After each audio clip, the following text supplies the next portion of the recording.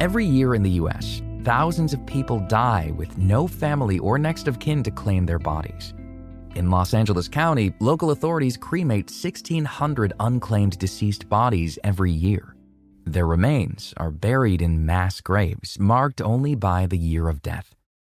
However, this doesn't mean authorities haven't been able to identify the body and locate the deceased's family. It means that, for whatever reason, next of kin were unable or unwilling to bury the dead.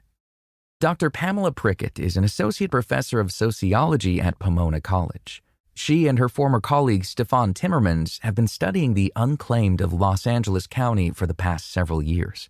They co-authored the book The Unclaimed: Abandonment and Hope in the City of Angels, which was published last year.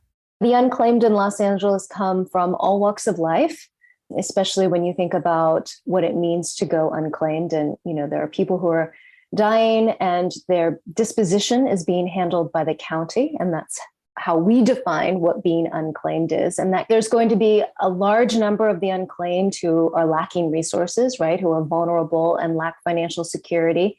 But in terms of, basic demographics, men are more likely to go unclaimed than women. We find that in Los Angeles, it's about men go unclaimed at twice the rate of women.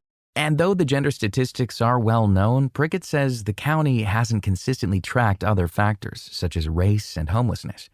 However, she says that when she compiles a social autopsy of their situation at the time of death, most faced housing insecurity. But that's not always the case. Some of the unclaimed deceased are unmarried seniors with no children. If somebody were to wander out of a nursing home and die on the street, and they were to go unclaimed, what that means is that the county probably located their next of kin, their legal next of kin, chose not to handle disposition. Prickett says she's spoken to hundreds of families over the years that have chosen not to bury a relative. The reasons vary, but the most common answer is the financial burden of funerals. According to the National Funeral Directors Association, the average cost of a funeral in the U.S. today is about $8,000. If you choose to cremate your loved one, the service charges around $7,000. The costs can run even higher in a large city like Los Angeles, but financial concerns aren't the only reason families choose not to step forward.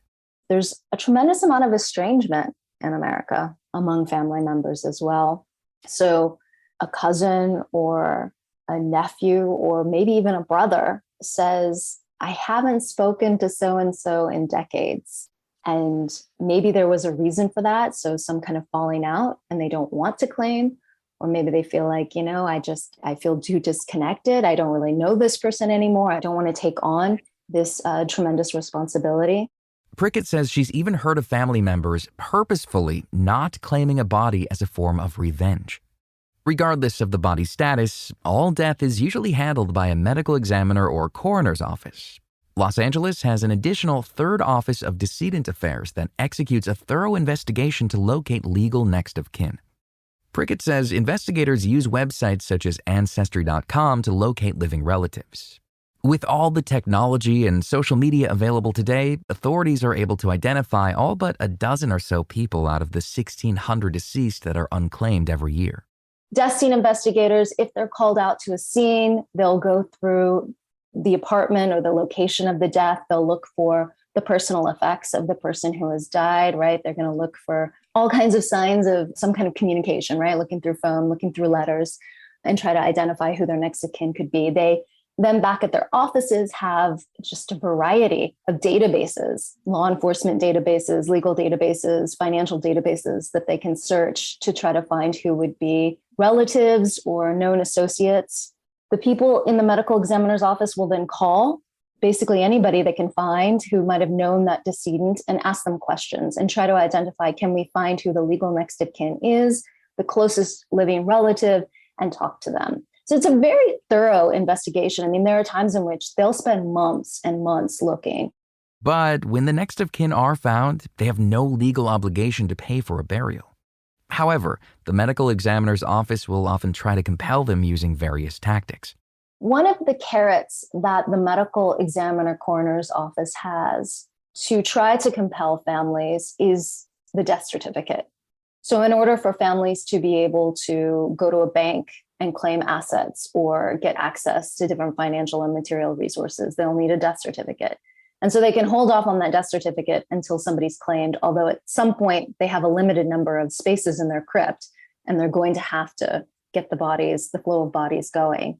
The problem is that once the body is at the medical examiner coroner's office, if a family doesn't step up to claim or cannot, the body is already in the facility, right, of the medical examiner coroners, and something has to be done. We can't have bodies, linger for years. Fortunately, every once in a while, authorities will contact next of kin who are overjoyed to claim the body of a long-lost relative. Prickett remembers a story of two sisters who were given up for adoption because their mother was mentally ill and couldn't care for them.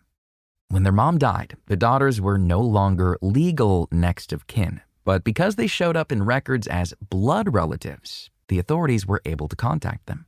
Those two women, adult women now, her daughters, went to court to be able to claim the right to bury their biological mother.